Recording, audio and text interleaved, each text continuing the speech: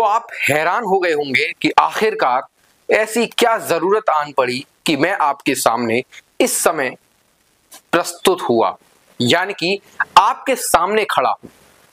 तो अब मुसीबत मेरी नहीं है, मुसीबत हम सब की है, क्योंकि जो फल, जो सब्जी, जो चीज हम खाते हैं वो किसान इस समय मुसीबत में है।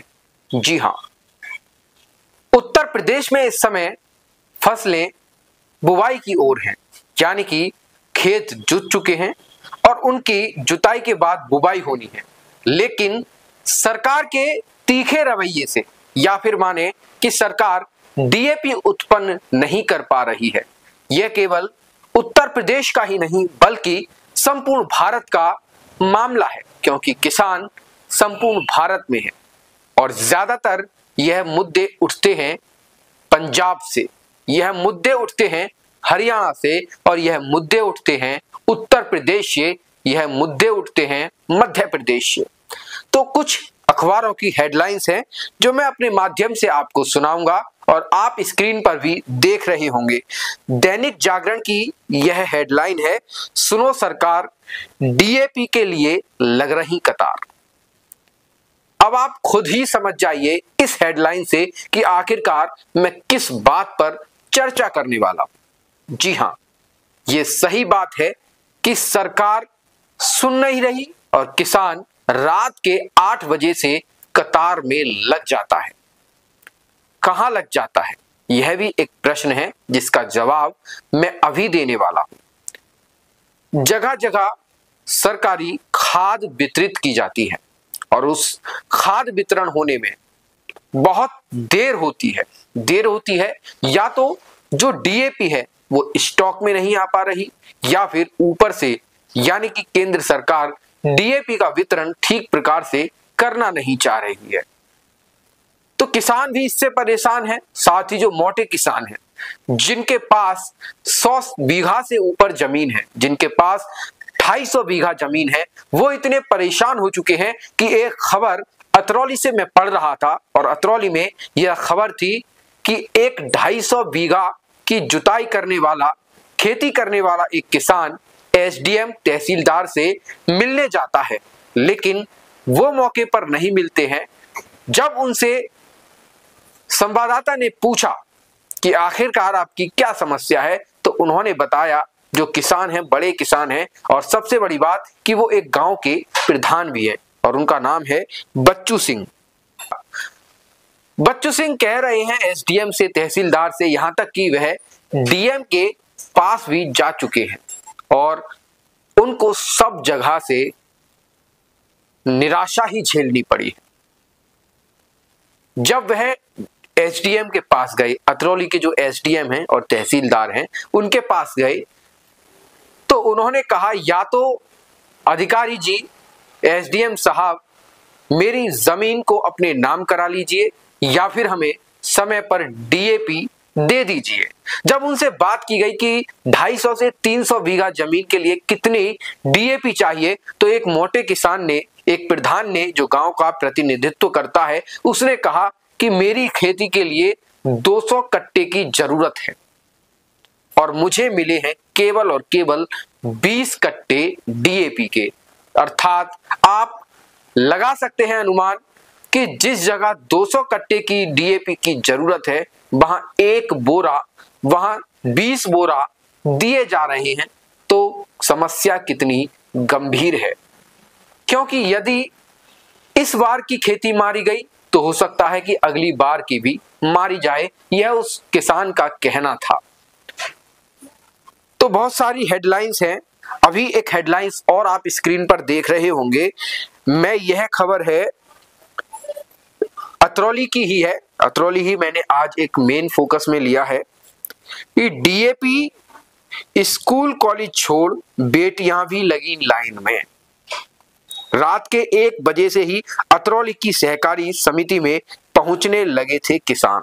अर्थात परिस्थितियां इतनी गंभीर बन चुकी हैं कि अभी सर्द रातें शुरू होने वाली हैं और इन सर्द रातों में किसान किस प्रकार से अपनी पीड़ा को दबाकर डीएपी खरीदने के लिए लाइन में लगा हुआ है। साथ ही जो बच्ची स्कूलों में होनी चाहिए वो भी अपनी खेती को, अपनी रोजी रोटी को बचाने के लिए डीएपी की कतार में लगी हुई है। लेकिन सूबे के जो मुख्यमंत्री हैं योगी आदित्यनाथ, वो कहते हैं कि बटेंगे तो कटेंगे, लेकिन वंचित किया जा रहा है इस प्रकार की लाइन में लगाने से, बेटियों को पढ़ाने से, क्योंकि यह सभी को पता है कि पढ़ेंगे तो बढ़ेंगे। यही चीज सरकार भी कहती है, ये बेटी पढ़ाओ बेटी बचाओ। लेकिन जिस प्रकार से हम इस हेडलाइन को देख रहे हैं तो आप भी अनुमान लगा सकते हैं कि इस प्रकार से कैसे बेटियां पढ़ेंगी। यह सरकार को सोचना चाहिए। इस फोटो में आप एक और फोटो देखेंगे कि डीएपी के लिए लाइन में लगी हुई है एक बीएससी की छात्रा प्रभा, और इस्माइलपुर गांव निवासी बीमार है किसान सुमेर सिंह, हाथ टूटा हुआ है, आराम की जरूरत है, लेकिन रोजी रोटी और पेट के लिए भी डीएपी खरीदना है। डीएपी लेना है तो लाइन में लगना पड़ेगा, चाहे आप बीमार हो, चाहे आप स्टूडेंट हो, चाहे आप कोई भी हो। छोटे किसान हैं तो आपको एक बोरे डीएपी से ही काम चलाना पड़ेगा, तो आपकी खेती किस प्रकार से होगी यह भी एक सोचनीय विषय है। तो मैंने आपको 2 हेडलाइंस दिखा ही दी, साथ में एक और हेडलाइंस है कि डीएपी लेने को, यानी कि खाद लेने को रात भर केंद्रों पर किसानों का डेरा है।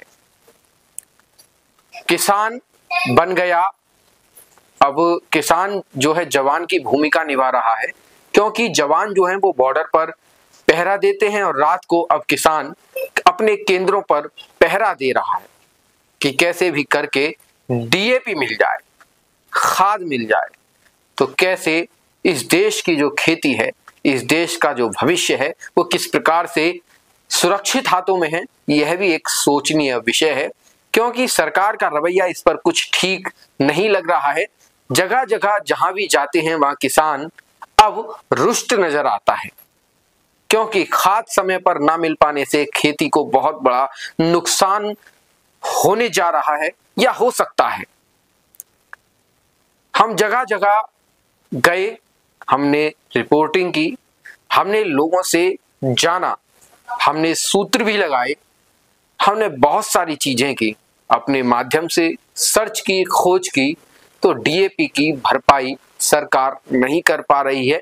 क्योंकि यदि भरपाई कर रही होती तो रात में 8 बजे से इतनी बड़ी लाइन नहीं लगती, कोई भी बेटी लाइन में नहीं लगती और आराम से यह काम चलता रहता। तो आखिरकार डीएपी कहां जा रही है यह भी सोचनीय विषय है, यह भी एक यक्ष प्रश्न है। और सरकार का क्या रवैया है, सरकार आखिरकार क्या करना चाहती है, डीएपी को लेकर क्या सब्सिडी खत्म करना चाहती है, यह भी किसानों के मन में अब प्रश्न खड़ा हो रहा है।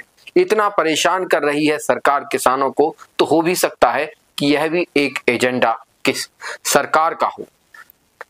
तो यह सभी प्रश्न किसानों के हैं और किसान अब देखते हैं क्या करते हैं, क्योंकि इस समय उपचुनाव भी चल रहा है पूरे देश में। तो हमारे साथ बने रहिएगा, हमारे चैनल के साथ बने रहिएगा। मैं राहुल लोधी आपसे विदा लेता हूं। जय हिंद।